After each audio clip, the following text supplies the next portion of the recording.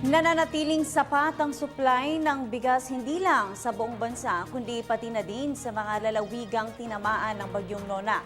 Ayon sa National Food Authority, tuloy-tuloy ang kanilang pagmonitor sa lagay ng mga nasalantang probinsya. Yan ang tinutukan ng aming kasamang si Julius Disamburon.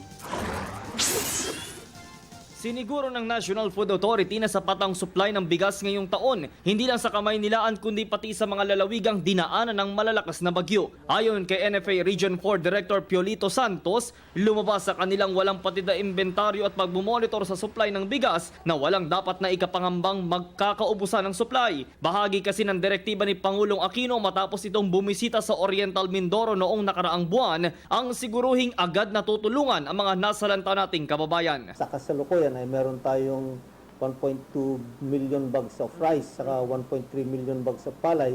At ito'y nabila namin itong nakaraang taon. At ito'y sapat na sapat upang matugunan ang pangangailangan ng Region 4 sa 2016.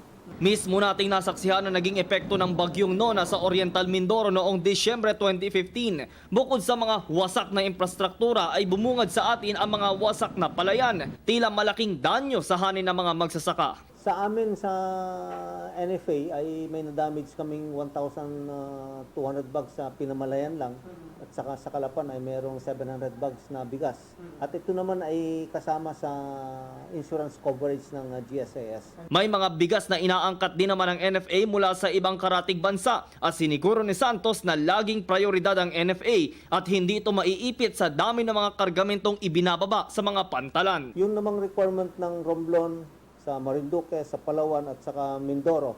Although Mindoro ay sapat na sapat yan, ay nagpapadala tayo ng bigas sa mga island provinces na yan. Para sa Telebisyon ng Bayan, ako si Julius Disamburon.